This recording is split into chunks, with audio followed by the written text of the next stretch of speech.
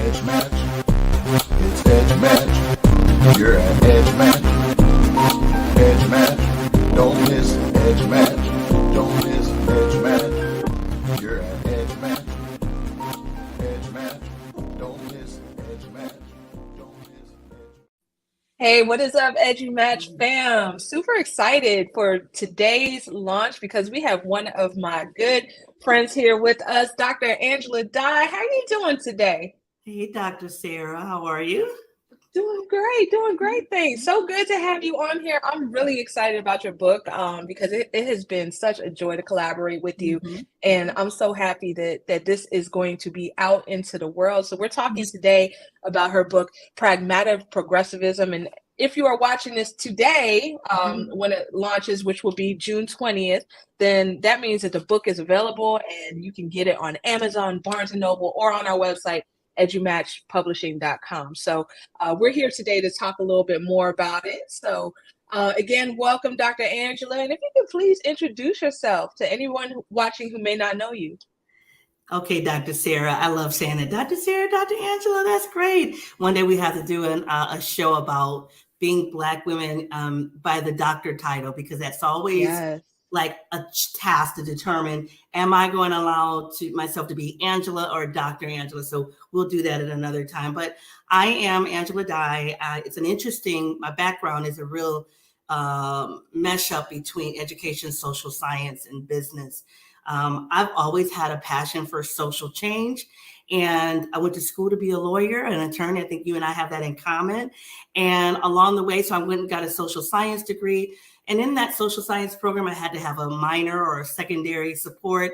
And I picked up education. And so I found that education really spoke to me. I love instruction. I love the art of teaching and learning.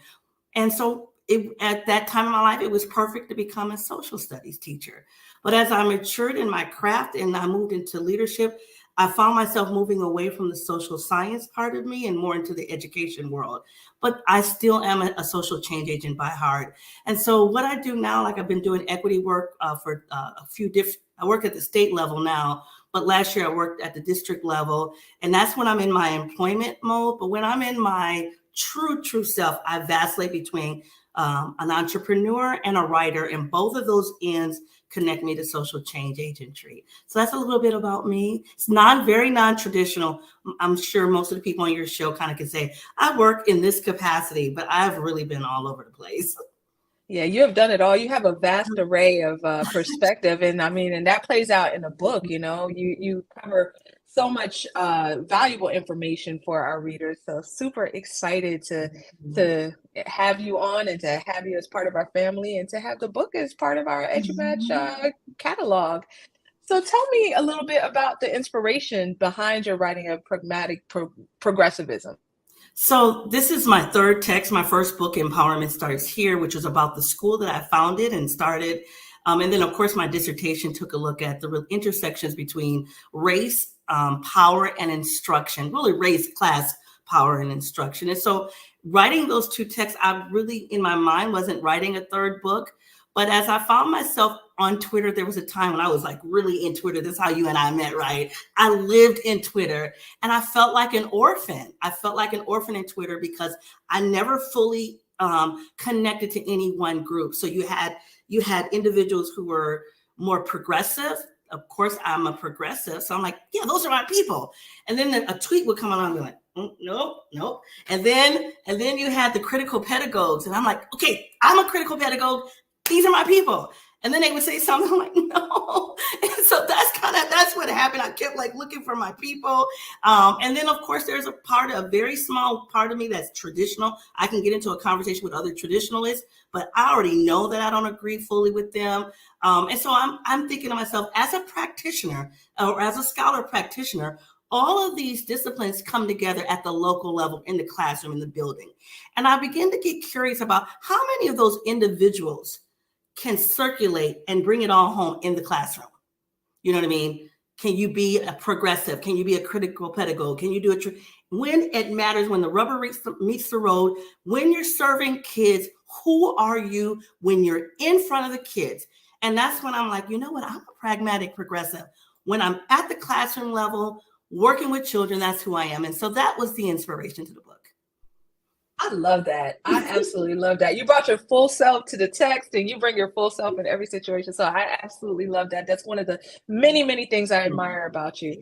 So yeah, absolutely. So why was writing this book important to you? And I know that you already kind of touched on it, but is there anything else that you want to add about that?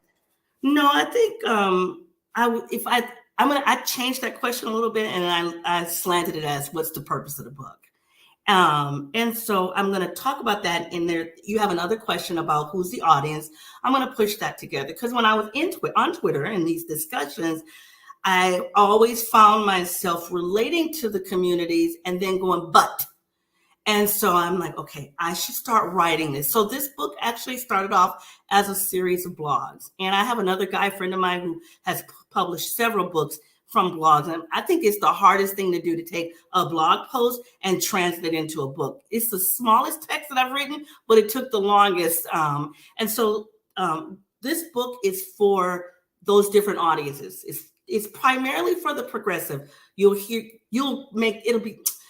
that clearly, right? So pragmatic progressivism is about, yes, I'm a progressive. Progressivism is good for kids. But when you're serving students who have been historically at the margins, progressivism, as we have imagined it, as we have interpreted it, does not fully serve kids who have been historically marginalized. It doesn't mean you throw the baby out with the bathwater, as some traditional educators do, because there are traditional educators who say progressivism doesn't completely work, and they're right, but progressivism mostly works. So I wanted to write the book for other progressives to say, yes, and let's consider these additional elements. And then I think you can, in that text, I could sell this book to other critical pedagogues, because most of the critical pedagogues that I know don't really have measurable results in the classroom. Now, the moment I say measurable, that gets controversial, right? What do we mean by measuring? Who's doing the measuring? What is the measuring instrument? All of that's controversial. I talk about that in the book. But I'm a public school educator. These are public dollars. We have to be accountable to where that money comes from, and we have to measure our effectiveness. And so that's who the book is for. And that's really the purpose of the book, just to make this case that progressivism works for the margins. But these are the things that we have to add. And I want to just, Sarah, can I say one more thing? Oh, yeah, totally. So we talk a lot about Dr. Gloria Ladson-Billings, right? Culturally relevant instruction. Everybody loves talking about her, but there are two things that people don't realize about her. One is the pedagogy of opposition. Very few people talk about that element, which is about power, right?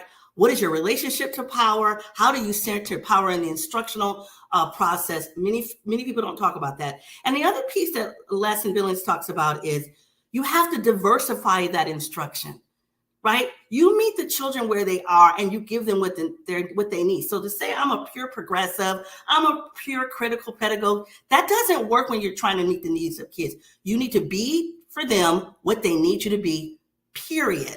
And that's really what I want to say.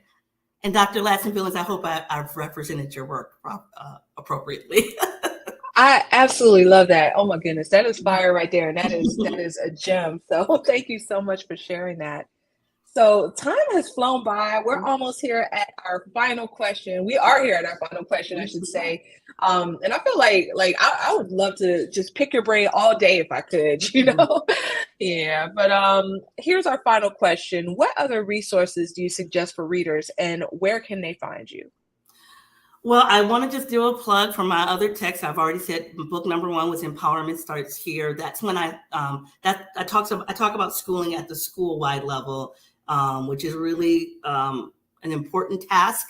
It is achievable. So I talk about that in my dissertation, which is oh my God, I can't even tell you the title of that book.